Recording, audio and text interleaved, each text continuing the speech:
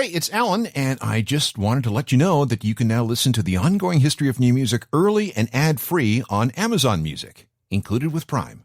One thing before we start the show. I want to let you know about a special interview you'll hear at the end of this episode. It's with the host of a brand new podcast called Architects, the Architects of Art. The cool thing is this show is hosted by Director X and Taj Critchlow, two of the biggest music video directors on the planet. These guys are responsible for game-changing videos from artists like Drake and Coldplay and Kendrick Lamar and so many more. Hope you enjoyed the discussion. I sure did. That's coming up at the end of this episode. All right, let's get on with things. Let me say from the outset that I have nothing against small towns. In fact, I grew up in one myself. Population 2,000, right in the middle of the Canadian prairies. Nearest big city was Winnipeg, and then after that, you had to go at least 500 miles before you hit any major population center. I also want to make sure that you know that I think living in a small town is not a bad idea. It's not. It can be a wonderful, low-stress, low-cost, secure existence. In fact, a lot of the people I went to school with still live in my small town. But there are those who want out. People who want to experience more of the world. They find their lot dull, a dead end, too far from where the action is. But how to escape? See, that's the problem. One way would be just to buy a bus ticket and hit the highway. You could maybe join the armed forces, or maybe you could form a band, write some songs, and become world famous. But, yeah, that'll never happen, right? Or could it?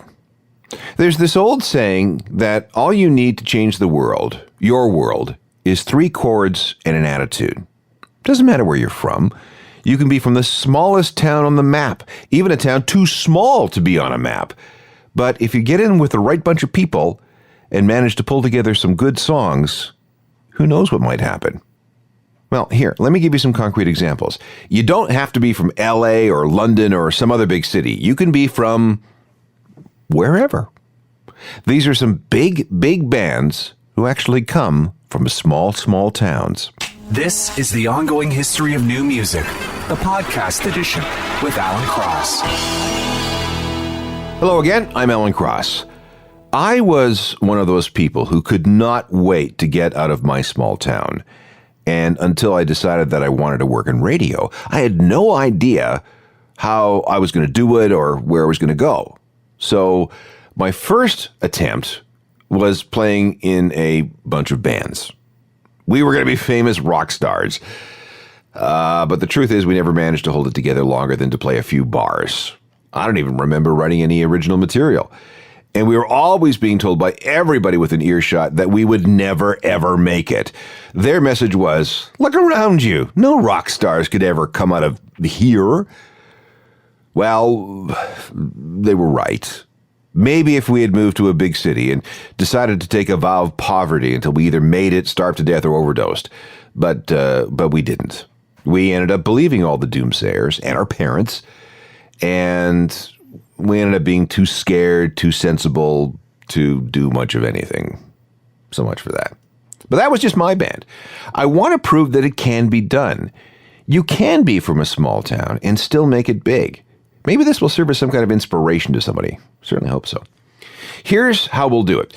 Let's start with bands from larger towns and then progressively move to smaller centers. The biggest place that we're going to deal with is Issaquah, Washington. This is a place just outside of Seattle, and it's very famous for its salmon hatchery. The most optimistic census puts the population at 36,081 souls. This is the hometown of Isaac Brock, frontman for Modest Mouse, as well as the bass player Eric Judy and drummer Jeremiah Green. Family life was a little messed up for Isaac. He was homeschooled for a while, but then his mom left his father for his father's brother. Then the house flooded, which meant that she had to move into her husband's trailer. But there was no space in the trailer for Isaac, so he stayed at the flooded-out house on the second floor until the cops made him move. After living in a friend's basement for a while, Isaac built a shack next to the trailer, and this became the rehearsal space for Modest Mouse. They called it The Shed.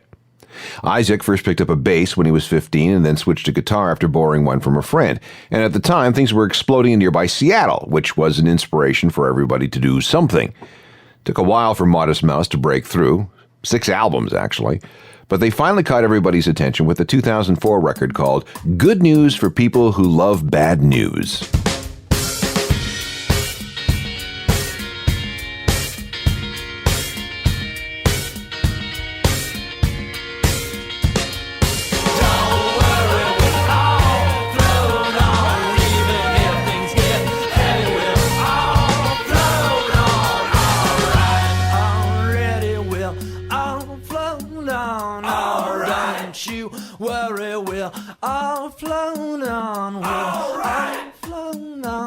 Modest Mouse with Float On from their 2004 breakthrough album Good News for People Who Love Bad News.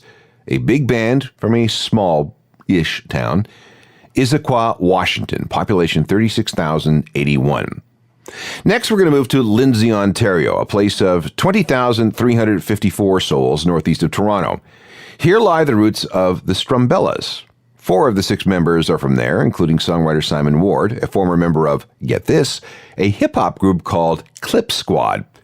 The other 2 came aboard after Simon placed an ad on Craigslist looking for more players, and we can say that the Strumbellas officially came together in 2008.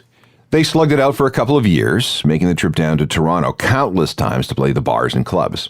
There was 1 EP and 2 well-regarded albums, but no real notoriety other than a couple of Juno nominations in the Roots and Traditional category. And sales per album were at the 15,000 copy level, so no big deal, right? But then they came to the attention of Daniel Glass at Glassnote Records. This is the indie label that's home to Phoenix and Mumford & Sons and Churches. The Strumbellas' manager made contact, sent them samples of the band's 3rd album, and waited by the phone. And then it rang. We like the record, and Daniel Glass is flying to Toronto to see the band live. Everybody got along, and the deal was struck. Suddenly, the Strumbellas were part of the machine, and before they knew it, their Hope album had a worldwide release, which was followed by a series of tours and TV appearances and hit singles. And this is the one that started everything. I got guns in my head and they won't go. Spirits in my head and they won't go. I got guns in my head and they won't go. Spirits in my head and they won't. But the gun still rattles, the gun still rattles, oh. But the gun still rattles, the gun still rattles, oh. Strumbellas, hometown, Lindsay, Ontario, population 20,354. Next on the list is this group from Aberdeen, Washington. Yeah, them.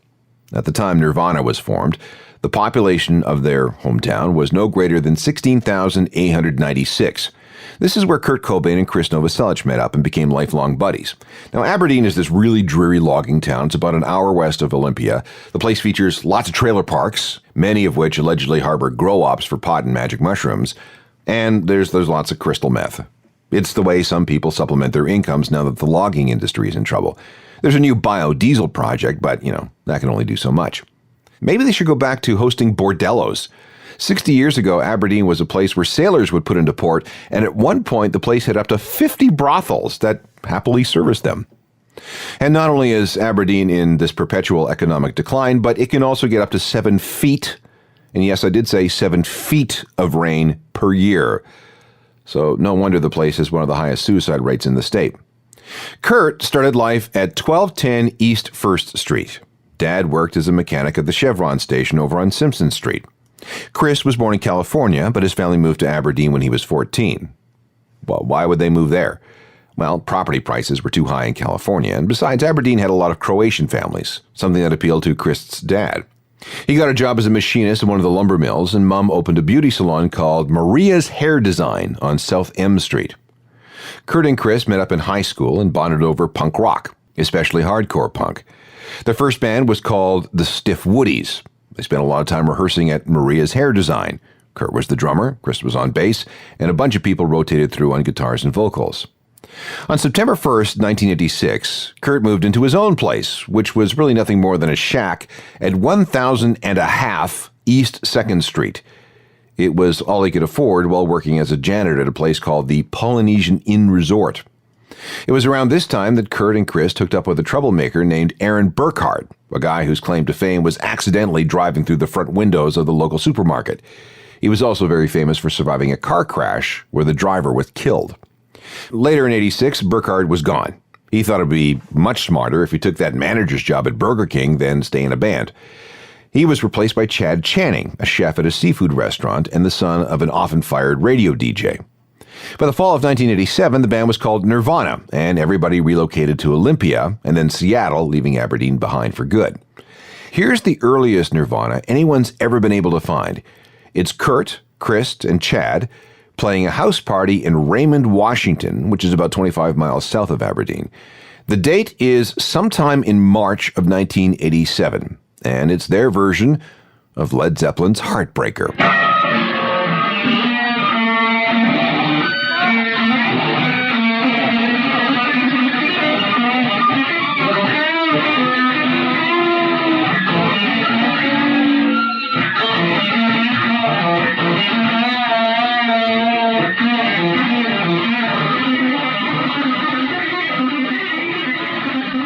Nirvana, live in Raymond, Washington, March 1987. The drummer at the time was Chad Channing, and their roots are in Aberdeen, Washington, which has a population of 16,896. That's still, a fair-sized town, but we're going to get much smaller than that. We'll move to the UK next to get to the roots of one of the biggest stadium spectacles in the world today. For this program, we're looking at big bands that came from small towns. Our next stop is Teignmouth, population 14,748. You'll find this place in the southwest of England. Guitarist and singer Matt Bellamy's family moved here in the mid-1980s when he was around 8 years old. Bass player Chris Wolstenholme is originally from Rotterdam, city of about 100,000, but he ended up in Teignmouth going to community college. And then there's drummer Dominic Howard. He's originally from the Manchester area, but moved with his family to Teignmouth when he was about 8. The three guys played in separate bands at Teignmouth Community College before finally getting together in a group called Gothic Plague, which then evolved into Rocket Baby Dolls. They were into this glam rock thing. Then, after shocking themselves by winning a local Battle of the Bands contest, they began to think that maybe they did have a shot at doing something. On the advice of one of their teachers, they changed their name to Muse, decided to skip university, quit their jobs, and moved away. For the next 5 years, they worked as painters and decorators by day, taking jobs wherever they could, and at night they played in whatever pubs would have them. It was awfully hard, but they kept at it. And look where they are now.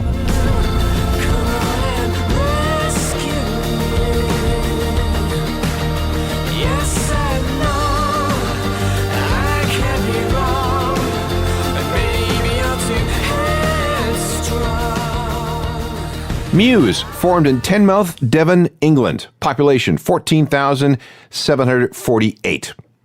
We're going to stay in England for our next band, but we're going to take a big step down in population. Barely 6,000 people live in Battle, which is in the southeast of England. And it's called Battle because back in 1066, this is where William the Conqueror kicked the crap out of King Harold II. The history of England as we know it begins here. It's also in the hometown of Keene, and their roots go all the way back to March 8th, 1979.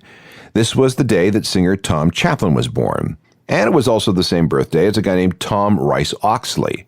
The two mothers bonded over newborns, and they became friends. Now, eventually, Tom Chaplin met up with Tom Rice Oxley's brother, Tim. They later ended up at the same private school, which was owned by Tom's family. Keene, as a band, didn't really come together until 1997 after everybody had a chance to go to university for a bit, and it almost didn't happen. By this time, Tim Rice Oxley was a pretty good piano player, and some dude named Chris Martin was so impressed, he had asked him to join his band, which was called Coldplay. Tim thought that Keene was a better bet, so he said no to Chris. Kind of makes you wonder, doesn't it? Anyway, Keene made their live debut on July 13th, 1998 in London. A record deal followed in 1999, and the big breakthrough came with the Hopes and Fears album in 2004. Where did the name come from? Well, the group used to be called the Lotus Eaters, but there was already a band with that name from the 1980s, so they switched to Cherry Keene. And Cherry Keene was a real person, a friend of Tom Chaplin's mom. Then, Cherry Keene died of cancer and left some money to Tom's family, some of which went to Tom, which he then invested in his musical aspirations. As a tribute to her, they renamed the band after her. After a while, though, they shortened the name from Cherry Keene to just Keene. Sounds all pretty community-oriented and small town, doesn't it? It's because it was. This could be the end of everything. So why don't we go somewhere only we know? Keene, hometown, Battle, England. Population 6,048. Back to Canada for this next one. Norwood, Ontario has about 4,041 people. You'll find it on a map east of Peterborough. It's famous for a couple of things. First of all, there's the annual Thanksgiving Fair every October, and the fact that it's the hometown of 3 Days Grace. This is where Adam Gontier, Neil Sanderson, and Brad Waltz grew up, and this is where they formed 3 Days Grace in 1997. The group grew out of another band called Groundswell, which began in 1992, but it didn't go very far. When 3 Days Grace started up, they played as many gigs as they possibly could, and at one point they even opened for a movie at a local theater. Eventually, though, they knew they had to go big or stay home, so they moved to Toronto where they met a producer, created some demos, and landed a record deal. And they beat the odds. 3 platinum albums in the U.S., platinum albums in Canada, worldwide sales close to 5 million. Their second record, 1X, debuted at number 5 on the Billboard album charts. And in 2007, no rock band received more radio airplay across all of North America than 3 Days Grace. And they also have a half dozen Juno nominations to their credit. Now, try to go back to the late 90s when the group was first starting up in Norwood. People must have said, "Oh, that's so cute. You want to be famous rock stars." But come on, look around. You haven't got a chance. Yeah.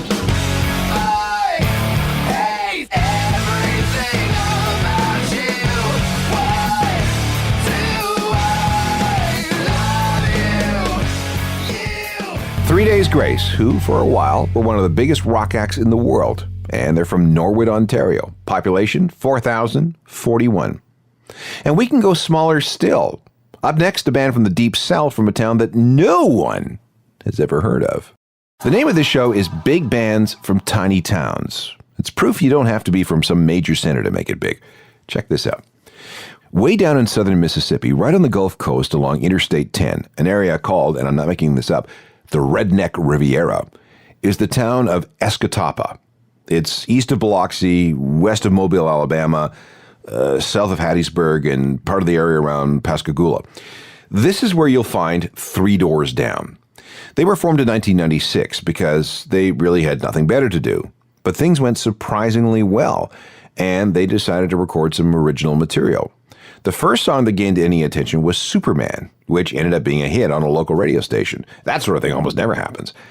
After that, their reputation spread throughout the region, and then up the East Coast all the way to New York. A gig at CBGB caught the attention of Republic Records, a subsidiary of Universal Music, and they signed them to a deal. Their first album, which was called The Better Life, came out in 2000 and turned out to be one of the better-selling records of the year, selling somewhere around 6 million copies worldwide. The next album, called Away from the Sun, sold 4 million. Things tailed off a little bit after that, but the band is still together and they're still releasing albums and still touring. Again, try to imagine the stick they took at the beginning. Come on, no rock stars coming to the Redneck Riviera. Give it up, losers. Well, really? If I go crazy, then will you still call me Superman? If I'm alive and well, will you be there holding my hand? I'll keep you by my side with my superhuman. From Escatawpa, Mississippi, population 3,566. That's 3 Doors Down with Kryptonite from their multi-platinum debut, The Better Life, which is what they ended up with. Most of them, anyway. Original guitarist Matt Roberts died of an overdose in 2016. He'd left the band in 2012. Let's take a moment to acknowledge Kid Rock. Yeah, he achieved his fame while living in Detroit, but his hometown is Romeo, Michigan, which is in the southeastern part of the state. Population 3,596. This is a guy that sold 25 million records. Then we have Trent Reznor. The roots of Nine Inch Nails are found in Mercer, Pennsylvania, which is about an hour north of Pittsburgh and about 90 minutes east of Cleveland. Population, 2,391. Trent was brought up by his grandparents after his parents divorced. The town is a pretty conservative place. It was a really big deal when the McDonald's opened at the local mall. Mercer once suspended all criminal trials over the Christmas season because authorities were worried that the juries might be possessed by the Christmas spirit and be a little too soft on the accused. And here's what Trent had to say about growing up in small-town America. My scope of travel was maybe a half-hour radius, and every town had the same Kmart and Cineplex, all playing the same 5 movies, all Sylvester Stallone. It's hard for people who've grown up in cities to understand that, to have an endless cornfield in your backyard. But that's what a lot of America is. It's not dodging gunfire from gangs. It wasn't cool to play music where I was, and I got a pretty bad education because I had a bad attitude. If I wanted to get good grades, I could. Stuff I'd like to know now, at the time, I thought was irrelevant. Typical teenage stupidity. I hated school. The fact that it revolved around something you didn't have access to. If you weren't on the football team and you were in the band, you were a leper. When people say those are the best years of our lives, I want to scream. But my parents allowed me to do things that my friends weren't allowed to do. Saying this ring true with you? When Trent graduated from high school, he enrolled in a computer course at nearby college in Meadville, which had a population of 15,000. But he dropped out and went to live in the woods with his father for about a year. But music kept drawing his attention away to the big city of Cleveland. He moved there, got a job in a music store, then a recording studio, and then, well, you know the 9 Inch Nails story after that, right? But inside your heart, and it's black, and it's hollow, and it's cold. Just how deep do you believe? Will you bite that hand that feeds? 9 Inch Nails with head nail Trent Reznor, a native of Mercer, Pennsylvania, a place with a population of 2,391. Let's pause for a second to talk about Nickelback. They're from Hanna, Alberta, a town of 2,673 people, about 2.5 hours northeast of Calgary. Officially, this is the home of the Canada Grey Goose. It's in the town logo, and there was a restaurant on 2nd Avenue called the Canada Grey. Might still be there, I don't know. Say what you want about Nickelback, but they have sold more than 50 million albums. Only one other foreign band has sold more records in the U.S. than Nickelback, and that's the Beatles. Out of all the bands on our big band small towns list, there is no bigger group from a smaller town. But as for the smallest town that gave birth to an internationally known band, we have to go to Wales, in a town that has way too many consonants and way too few vowels. It's Quamaman. C-W-M-A-M-A, I don't know. My apologies to the Welsh people for my horrible pronunciation. The village is at the end of a dead-end road in South Wales. The only road in is the only road out. In other words, no one can just drive through Quamaman. This makes for a very close-knit place. It's also a former coal mining town. The mine has been shut for years, but even so, a lot of people decided to stay on. Apparently, the place has quite the pub culture. No one seems to mind if all the underage kids come in with their parents. It's probably better than sitting around and watching TV or looking at YouTube videos, right? All 3 founding members of Stereophonics were born in the same nearby hospital. Kelly Jones, the leader of the band, lived just 8 doors away from drummer Stuart Cable and his mother Mabel. That's right, her name is Mabel Cable. Meanwhile, Richard Jones, the bass player, lived in the house across the street from the football pitch. When they were all about 10 years old, all 3 guys met in the park and started talking about forming a band. Over the years, they had several. The first was Zephyrs, then it was Tragic Love Company, which is actually an interesting story. The name Tragic Love Company was an amalgamation of the band's 3 favorite groups, the Tragically Hip, Mother Love Bone, and Bad Company. Drummer Stuart Cable was also a huge Rush fan. Interesting how Canadian music managed to penetrate this dead-end mining town, huh? And finally, the name Stereophonics. That was caught from the name of a record player manufacturer. After a series of out-of-town gigs supporting bigger bands, they became one of the first signings to Richard Branson's new V2 label. Singles turned into an album, and one album became 2 and 3 and more. And now, Stereophonics are making a very nice living by touring the world while still owning homes in the tiny dead-end mining town in South Wales, which, as far as I can tell, has a population holding at about 1,000.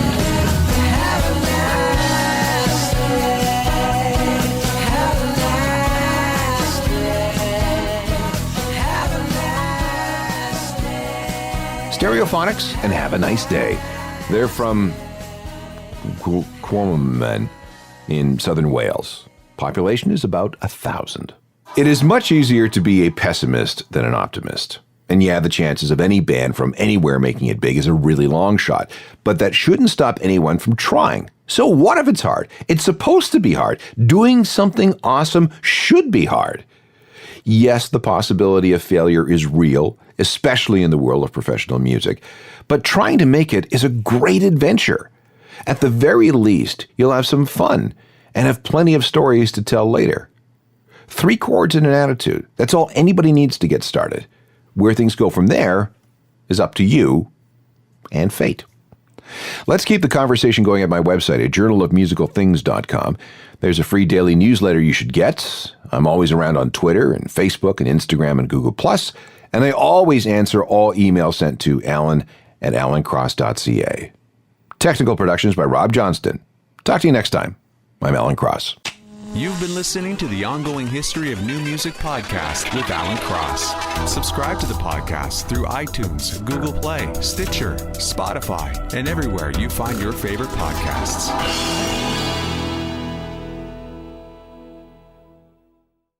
Before we leave today's Ongoing History of New Music podcast, I want you to know that we're part of a network called CuriousCast. And CuriousCast has a lot of podcasts available on its network. And one of the new ones is called Artcatechs. And I have 2 of the hosts of Artcatechs with me here. We have Taj Krishlow and Director X. And we want to give you a bit of an introduction to what this new podcast is all about. So who wants to go first and explain exactly what you guys will be doing? And obviously, here's a hint. If you're at the end of this podcast, my podcast, chances are it has something to do with music. So our show is pretty much about, it's in the world of music. It's pretty much us sitting down with storytellers that come from music videos. I feel like we live in a world where we don't give these amazing creative artists the flowers they deserve. They create some of the most impactful content on the planet that gets a lot of eyeballs on it. And coming from the world of music video, being in the business for over 20 years, we felt it was necessary to create a show like Architects, to sit down and hear their stories, their come-ups, their journey, their process of creating some of the most iconic music videos, films, and content on the planet. Now, you guys have been deeply involved in this world for, like you say, a long time. Who have you worked with? I've directed videos for Alicia Keys, Puff Daddy, Cisco, Destiny's Child, Drake, Justin Bieber, 2 Chainz, Rosalia, Iggy Azalea, Sean Paul, Beanie Man, Ariana Grande. Okay, now you're just bragging. Korn, John Mayer, the list goes on. This has literally been a crazy journey, and I always say X is the GOAT because as long as he's been doing it, like late 90s to now, is still relevant. We broke our production company Fella with this music video for DJ Khaled, Drake, and Bieber called Pop Star. So it's been a crazy journey, and we're 2 kids from Brampton, Ontario, that went out to make art that broke out to the world, and now we're using our podcast as another form of storytelling, but through an audio medium. Okay. How are you going to make that transition? You've been telling stories through video. Now it's going to be only audio. So you're going to have to change your style a little bit, I guess. I mean, we're talking to the creators, so it's a different kind of thing. You know what I mean? The story is the story of the maker. So it's not conceptualizing music and visuals to it. It's talking like the first podcast, the debut of the show was with Dave Myers, another guy that's been in the game for a long, long time, and just talking about the philosophy behind his approach to art, the work he's done, and as well digging into some of the larger world issues out there. Like we have a whole talk about Black Lives Matter on that podcast, and being a white director and his perspective coming up in a Black music world. So it's a little different than what we're used to doing. Without any spoilers, give me the kind of stories that you'll be telling. Give me an example of a story. I guess the examples is pretty much their come up, what drew them in to get into this world of filmmaking, their influences, their highs, their lows, and pretty much their breakthrough moment.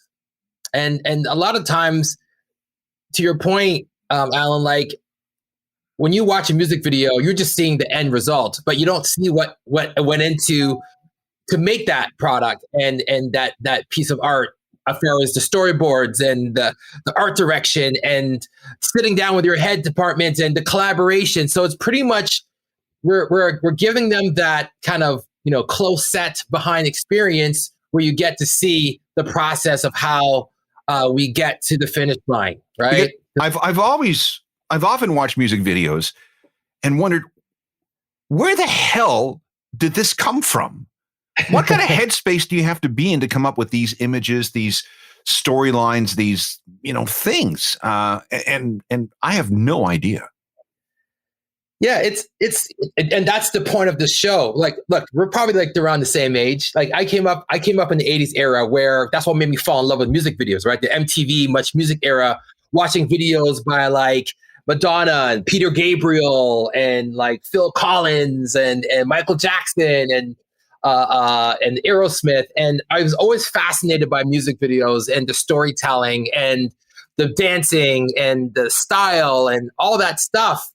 And that's what made us fall in love with the art. So imagine if you could go back in the days and sit down with Duran Duran and talk about the Hungry Like a Wolf video. Like, what the hell compelled you guys to be in this jungle and just going through this crazy, crazy story and sitting down with like the best of the best and hearing the stories of the directors working with Madonna and working with the Stones. And that's the beauty about the show. It's like we get that access to these filmmakers, to these artists. I've worked with the biggest and brightest artists in the entertainment business, but learn about that journey, that creative journey, that collaboration to make the work that we see that's now on television or on YouTube. And before we jump, I just want to say, please follow us at Architects Pods. I can't wait for this. Sounds like a great series. Looking forward to it. It's called Architects with Karina Evans, Taj Critchlow, and Director X. And I can't wait to hear some of these stories. Thank you so much, you guys. All right.